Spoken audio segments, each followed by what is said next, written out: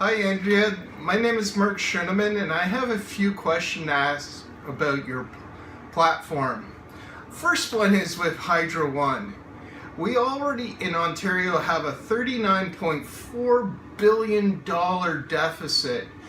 debt because of what Kathleen Wynne did to lower our hydro prices, only for those hydro prices to double, according to the Auditor General, by 2028. With your proposal to buy back Hydro One to lower our hydro prices, we could see that going up triple, right? So we could be going up to $250 or even $300 a month to pay for our hydro prices. On top of that, you're saying you're going to convert OSAP loans into grants. And so when I look at it, potentially with the 800,000 students who go through the Ontario post-secondary educational system, we're talking as much as $7 billion a year.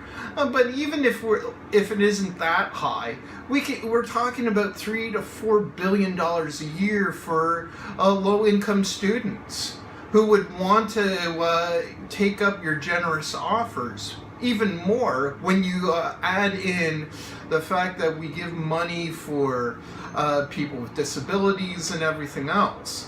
And then with pharmacare, we're already spending $4.7 billion a year to help people with their financial needs to purchase drugs.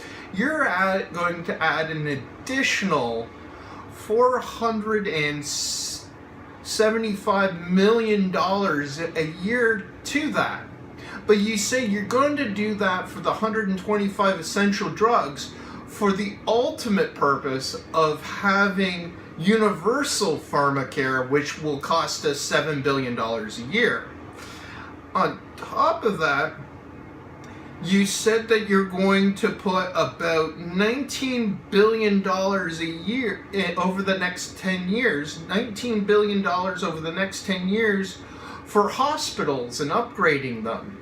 Well, that's about another $1.9 billion a year. Plus the fact that for dental care, you've also promised $1.2 billion a year in perpetuity. And with schools, you're promising $12 billion to repair and upgrade our schools. Plus, with mental health care, you're going to hire thousands of workers, based upon all of the things you wrote, 2,600 more workers, and that's going to cost billions of dollars, up to $1 billion or more every single year for mental health. And of course, the sanctuary province thing, in which people who illegally come from the United States up into Canada, you're promising to make Ontario a sanctuary province, which will give non-Canadian citizens the right to get welfare, get health care, get OSAP to help them go to college, which would be all free on your bill, and so many other services absolutely free of charge. So my question is, since you said you're going to use taxing the rich to accomplish this, how much? Because when I see your platform, you say it's only going to be up 1.5%. You're going to raise the corporation income tax to 13%, and I'm going it would never pay for the billions of dollars you are going to spend. We're talking, I would imagine to pay for all of this, it's probably going to be more like 20 to 25%. So how does a business owner in Ontario pay all those extra taxes and pay $15 minimum wage, which you're saying you're going to do, because that's a double whammy? How are they going to pay for both? thanks for considering my question, and have a great day, Andrea.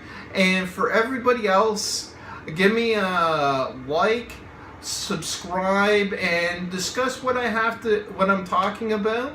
And have a great day, guys, and thank you for making Canada great again.